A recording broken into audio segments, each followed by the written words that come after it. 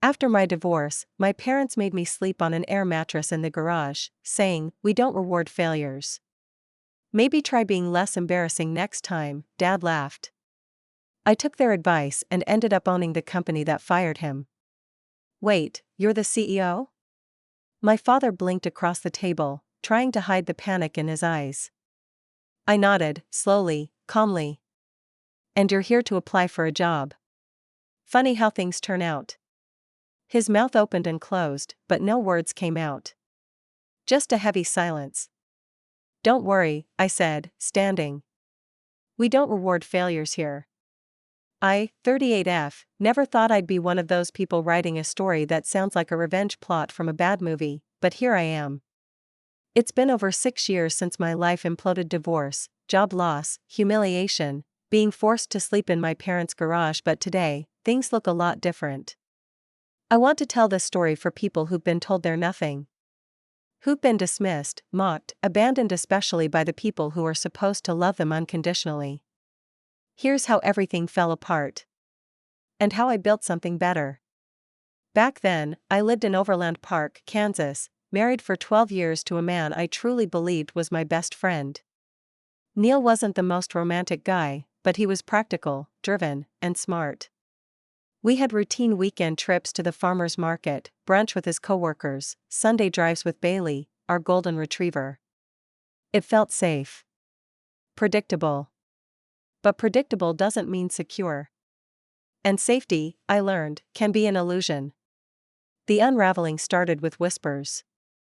A colleague of mine, Trina, someone I barely knew beyond work, approached me at the coffee machine one morning with a tight expression. "You deserve to know, Marissa," she said softly. I saw Neil. He wasn't alone. I didn't want to believe it. But the name of the hotel she gave me was too specific, too real. The Marriott near Westport. A place we'd stayed before. I confronted him that night after he got home from work. He didn't even try to deny it. Just shrugged and said, "I haven't loved you in years, Marissa." I stayed because it was convenient. I stood in the kitchen while he packed a single overnight bag and walked out. It was like someone had pulled the sound out of the room. Everything felt thick and hollow at the same time. I sat on the floor with Bailey and stared at the fridge until morning. The divorce moved fast. He had more money, a better lawyer, and the nerve to suggest I take the couch since it was all I'd contributed. Somehow, the court agreed with him. I kept the dog and the couch.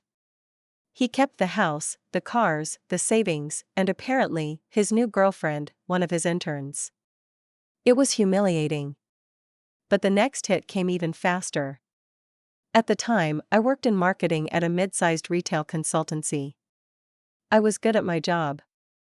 I loved strategizing, running brand audits, figuring out why something wasn't selling and how to fix it. I lived for that problem-solving rush. But after the divorce, something shifted. Neil's company worked closely with mine, and within 2 weeks, rumors started circulating. I heard whispers in the break room. "She's a mess, she's going through something. Did you hear why she got divorced?" Then came the email, "Your position has been eliminated. Please collect your things." It felt like I was being erased. I had no savings, no fallback plan. I swallowed my pride and called my parents in Topeka. Now, this is where things went from sad to unbelievable. My father, Stanley, was the kind of man who ironed his socks. Retired Navy. Obsessed with discipline, personal strength, and stoic silence. My mother, Judy, had spent their entire marriage echoing his beliefs subtly, sometimes, but always there. As a kid, I remember falling off my bike and crying, and my dad just stared at me and said, "No one's coming to rescue you. Get up." I hadn't been close to them for years. But I didn't have a choice. When I called, my mom said I could stay for a bit, her voice clipped like she was offering a spare coat to someone in the rain. When I arrived at their house with a duffel bag and Bailey, my dad looked me up and down like he was assessing damage after a car crash. "Didn't take long for it all to fall apart, huh?" he said, not even pretending to be kind. "You always did like making things difficult." Then he pointed to the garage. "We don't reward failures," he said. "You can stay out there." I laughed at first. Thought he was joking. But now he and my mom had genuinely cleared a corner of their garage. They handed me an old air mattress, a thrifted blanket, and a space heater that barely worked. The smell of oil and dust hung in the air. I spent that first night wrapped in 2 coats, holding Bailey like a pillow. I cried so hard I gave myself a headache. But even then, something hardened in me. I realized no one was going to save me. Not Neil. Not my parents. Not anyone. So I started saving myself. During the day, I applied to dozens of jobs. At night, I read everything I could on branding, e-commerce, and retail data analytics. I filled a spiral notebook with plans and diagrams. I sketched out ideas for my own consulting firm, one that actually listened to clients, focused on long-term value instead of quick fixes. One afternoon, at the public library, I found a notice for a new digital retail startup based in Kansas City. Verogenix. They were hiring freelancers.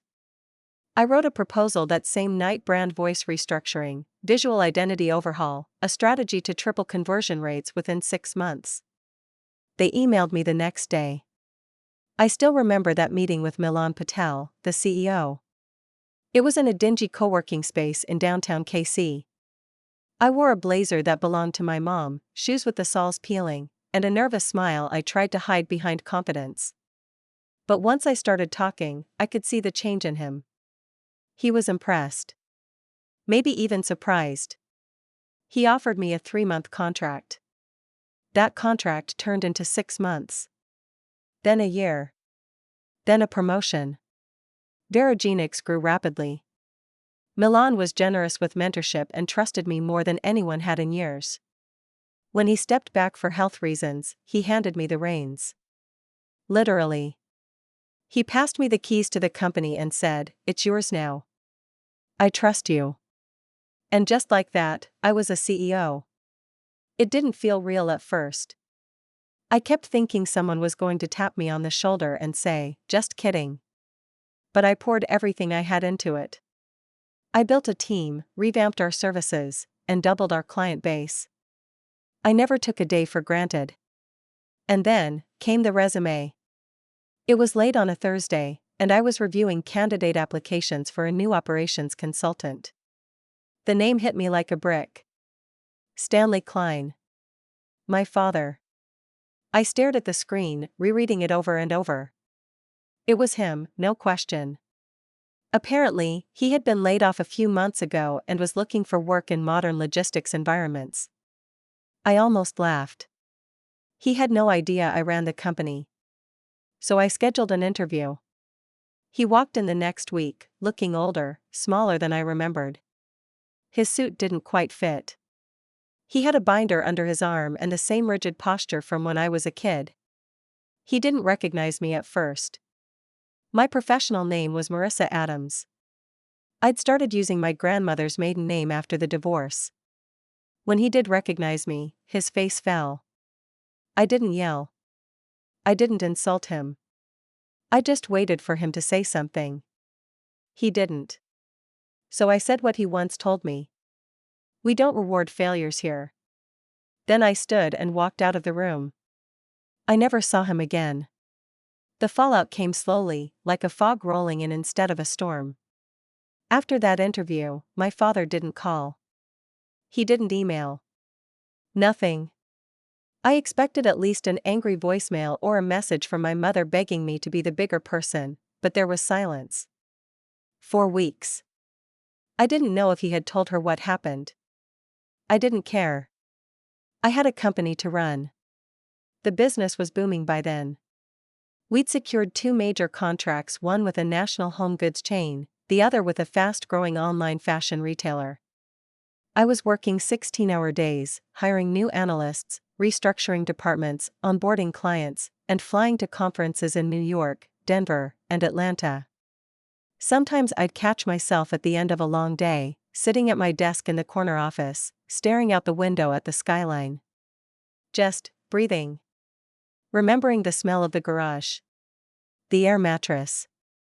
The ache in my stomach from going to bed without dinner. The humiliating way they looked at me like I'd ruined their perfect vision of a successful daughter. That memory became fuel. The part that surprised me the most, though, was how people around me responded once they saw me doing well. People who hadn't returned my texts during the divorce now messaged me to catch up. Former colleagues who never acknowledged my ideas suddenly wanted to collaborate. Even Neil sent a text once. Saw your company in the news. Impressive. Hope you're well. I deleted it without replying. But then, one Sunday morning, I got a call from my mother. I stared at the caller ID for a full minute before answering. Her voice was thin, quiet. He lost the house, she said. No hello. No preamble. I blinked. Excuse me? Your father, she said. His pension was under review. The consulting gig he applied for didn't work out. There were others, but nothing stuck. We had to sell the house. We're staying with friends right now, but it's temporary. She sounded tired. Hollow. Not angry. Not self-righteous. Just beaten down. I thought you should know. I didn't say anything. I just waited. Finally, she added, he's not the same anymore. Since that day. He doesn't talk about it. But it changed him. I wanted to feel something. Pity. Satisfaction. Closure. Instead, I just felt removed. Why are you calling me, Mom? I don't know, she whispered. Maybe I thought you'd want to help. There it was. The first crack in the silence. The first admission, however small, that maybe, just maybe, they'd been wrong. Maybe the daughter they exiled to the garage had become someone worth knowing. But I couldn't be that daughter anymore. Not the version they remembered. Not even a version they could apologize to. I hope you both find peace, I said gently. But I'm not your lifeline. I hung up before she could respond. After that, I started to reflect on the deeper parts of my life. The things I'd shoved into mental boxes while trying to survive. The friendships I lost. The quiet loneliness of rebuilding alone. The therapy sessions that slowly taught me to stop seeking validation from people who only knew how to withhold it. I started speaking at events mostly for women in business, but sometimes for domestic support groups too. I told my story not because I needed applause, but because I knew what it was like to feel invisible, discarded, and dismissed. Every time I spoke, someone came up to me afterward with tears in their eyes, saying, I thought I was the only one. Eventually, I moved out of the city and bought a modest, sunny home in Prairie Village. It had a backyard garden, a quiet porch, and just enough space for me and Olive, my new rescue dog. I started cooking again, planting herbs, making time to read. I didn't need luxury. I just needed peace. My company still ran smoothly. I'd hired an incredible executive team and scaled back my hours. I could breathe. For the first time in years, I didn't feel like I was clawing my way out of something. But even then, life had a way of circling back. One fall afternoon, I received a letter, not an email, a physical letter postmarked from a P.O. box in Lawrence. It was from my father. Just seeing his handwriting made my stomach twist. It was neat, angular, unmistakable. I sat on the porch and held the envelope for a long time before opening it. The note inside was brief. Marissa, I don't expect forgiveness. I know I failed you. I failed in more ways than I can count. I don't blame you for anything you said to me. You were right. I hope you're well. I hope you're happy. And I'm sorry. That's all I can offer. Dad, no dramatics. No defenses. No excuses. It was the first real apology I'd ever gotten from him in my entire life. I didn't respond. Not immediately. I wasn't sure what I wanted to say. Maybe nothing. Maybe everything. What do you say to someone who exiled you, then asked for warmth? But that letter was quiet and clumsy as it was marked something. A shift. A wound acknowledging its existence. And for the first time, I started to think. Maybe this story isn't just about revenge. Maybe it's about what we choose to grow after the fire burns everything down. The days after that letter passed slowly, not with weight, but with a strange stillness, like the moments after a heavy storm.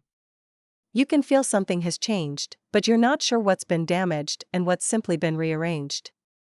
I didn't tell anyone about the letter. Not my therapist. Not my team. Not even Amy, the one friend who had stuck by me through it all, through the divorce, the layoff, the garage nights, the cold silences and hot tears. Amy had always been there, but some things still felt too raw to unpack aloud. I kept the letter folded and tucked it between two old books on my nightstand. I wasn't ready to throw it out, but I wasn't ready to engage with it either. It just existed. Like the last word in a conversation you're not sure you want to restart. Derogenics was in a good place. In fact, better than good. We had just closed our biggest quarter yet, and a larger national retailer had approached us for a full-service branding partnership. The numbers made sense.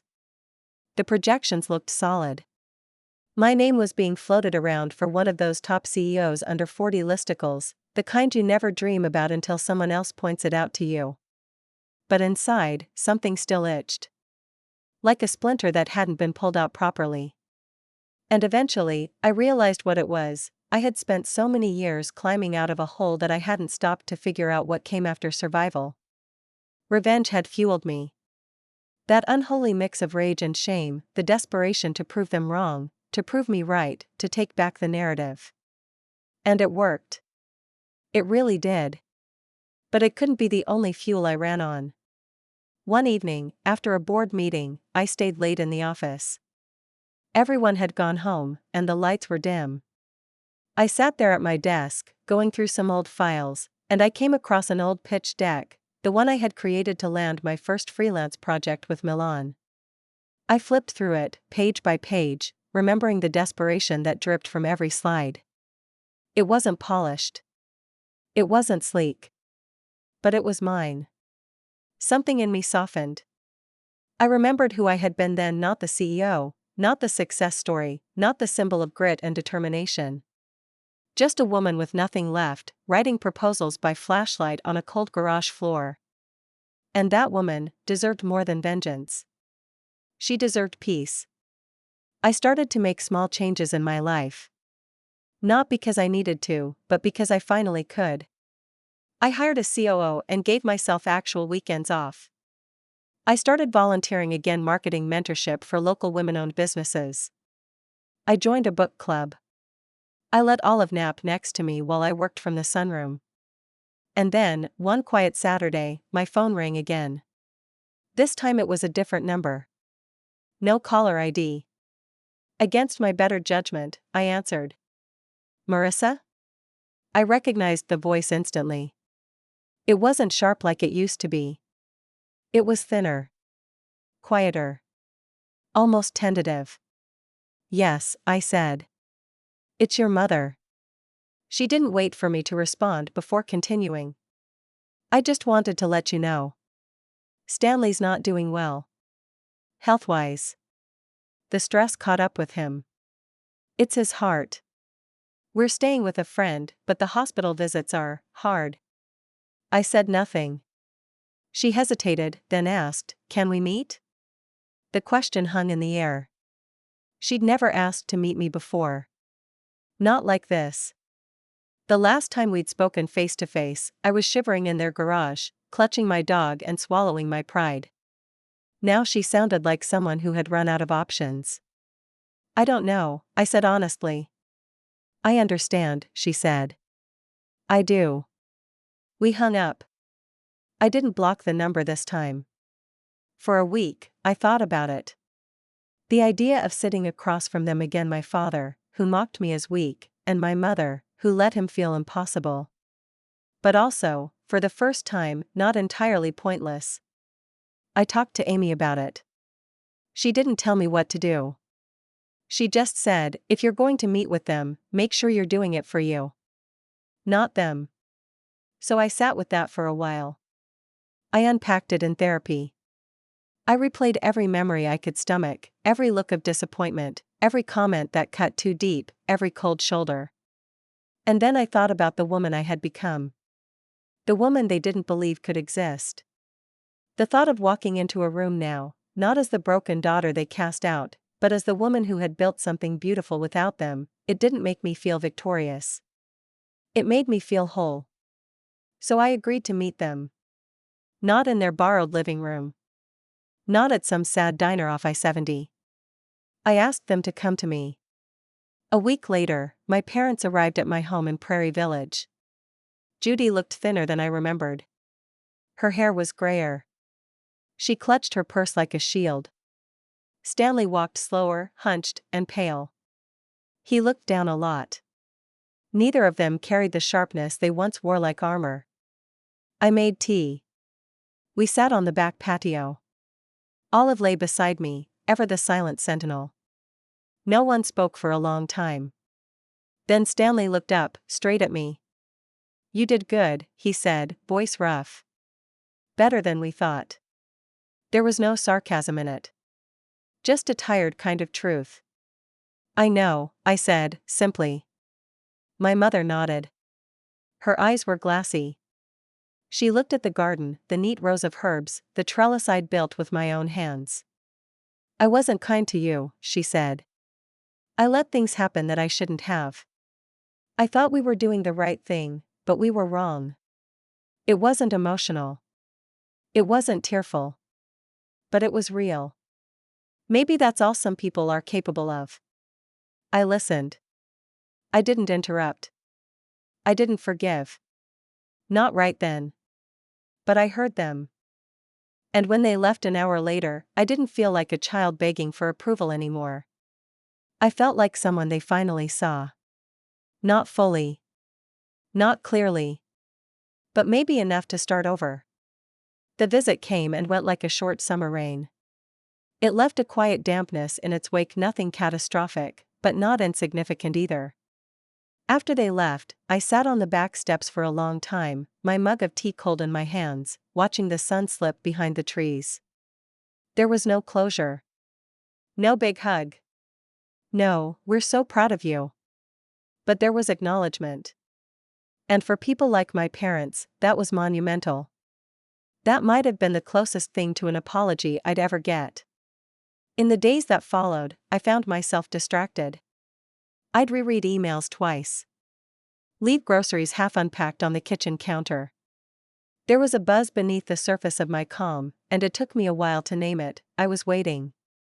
Waiting for the other shoe to drop. Waiting for them to ask for something. I had seen this play before, lived through its worst acts. I knew how people behaved when they felt the door might be cracking open. But nothing came. No follow-up call. No letter. No passive-aggressive message from my mother about the family or some nostalgic anecdote designed to make me feel obligated. They just disappeared again. And somehow, that stung more than I expected. I wasn't sure what I wanted. Validation, maybe? Gratitude? Or just proof that they saw the distance they'd driven between us and wanted to cross it? Instead, I got silence. Not malicious. Just absent. And yet, life pressed forward, as it does. At Verogenics, we began the transition into what we called Phase 3, a move into strategic acquisitions. I was overseeing the due diligence on 2 smaller branding firms we planned to fold into our umbrella. It was grueling, tedious work, but I had a solid team. They respected me. Trust me. And unlike nearly every room I'd been in 6 years ago, I wasn't the only woman at the table anymore. One of the companies we were in talks with was based out of Wichita. A mid-sized logistics and data analytics firm that handled fulfillment and back-end warehousing for large e-commerce platforms. The irony didn't hit me at first. I was too focused on the numbers, the margins, the client lists. But as I reviewed their partner history, a familiar name jumped out at me. Garrison Shipping and Supply. That was where my father had worked for over 2 decades. It had closed not long after he lost his job there. I remembered that from the brief call with my mother, the one where she said they lost the house. At the time, I hadn't cared to dig into the details. But now, I was staring at the hard data. Garrison had collapsed under a bad merger. And I couldn't help but wonder what role, if any, my father had played in that outcome. His resume had been vague. He claimed to have worked in senior operational oversight, but that could mean anything from procurement management to scheduling forklift shifts. I paused. This was the company that fired me, I thought. Indirectly. Garrison had been a client of Neil's tech firm. My father's company. The circle was tighter than I'd realized. I sat back in my chair, staring at the screen. I hadn't just survived the storm. I'd looped back around to the eye of it. Later that night, I went for a walk around my neighborhood. It was one of those warm Midwest evenings where the air felt thick and the crickets sounded too loud. Olive trotted beside me on the leash, her ears twitching at every flutter of wind. I thought about what it meant to hold power. Not dominance. Not revenge. But the kind of power that lets you make choices from strength, not survival. And I asked myself, if I had the chance now to offer my father something, a job, a chance, a path back, would I? Would I let him in through the door he slammed in my face? Would I want to? The answer didn't come easily. A few days later, I got another letter. This time from my father. Not typed, not sealed in formality. Just a page and a half of lined paper, written in pen that smudged in places. I know it's been years since I've earned the right to speak to you plainly.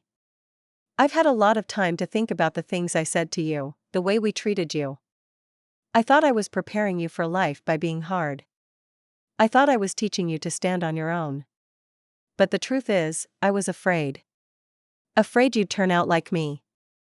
Afraid you'd be disappointed with what the world offers women like you, sharp, smart, and too proud to beg. I told myself I was keeping you strong. But I see now I was breaking something I didn't understand. I see you now. And I know you see me. That's enough for me. But if you ever want to talk, I'm here. It wasn't dramatic. It wasn't perfect. But it felt different. Real. The next morning, I reread the letter while sipping coffee in my kitchen. Olive snored in her bed. My phone buzzed with updates from the team, reminders about meetings, and client messages. The life I'd built hummed around me, solid, dependable, mine. And still, there was a part of me, deep and cautious, that remembered how easily it all once shattered. The question wasn't whether or not I forgave him. The question was, what now? I didn't know yet. I only knew I wasn't afraid to ask it. A few months passed after the second letter. I didn't respond. Not directly. But I also didn't throw it away. It sat tucked in a drawer in my office, not far from the first one. Occasionally, I'd read it again, wondering what kind of man writes letters like that after a lifetime of being hard, cold, and dismissive. A man who knows he lost something he'll never get back, maybe. Or one who's trying too late, perhaps to rewrite a legacy, even if just for his own conscience. Still, I didn't reach out. I didn't feel angry anymore, which was odd. But I wasn't interested in healing the relationship either. I didn't want him back in my life. I didn't want their voices echoing into the space I'd built, one full of grace, structure, independence, and softness. But I would give him one final message. I had a plan. By then, the acquisition of the logistics firm was nearing its final phase. The deal was set to include not just the company's physical infrastructure and software, but also their historical IP and employment records. We were going to absorb their client list and rebrand them completely as a fulfillment arm under Verigenix. And with that, I had an idea. A quiet, personal clause. I spoke to our legal counsel, Mariel, who was a meticulous contract architect and also one of my closest confidants at the company. Is it legally shady to add a condition to an acquisition that disqualifies a specific individual from ever being employed by us or any of our subsidiaries?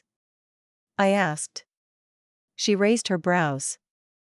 You mean a blacklist? Just one person. Not for revenge, more for closure. I don't want a lawsuit. I just want him out of my orbit forever. Mariel sipped her coffee. If it's part of the terms of the merger and he's not a current shareholder or board member, yes. We can do it. And so, buried deep in the 400-page final contract, between language about asset transfers and client retention, was one small clause.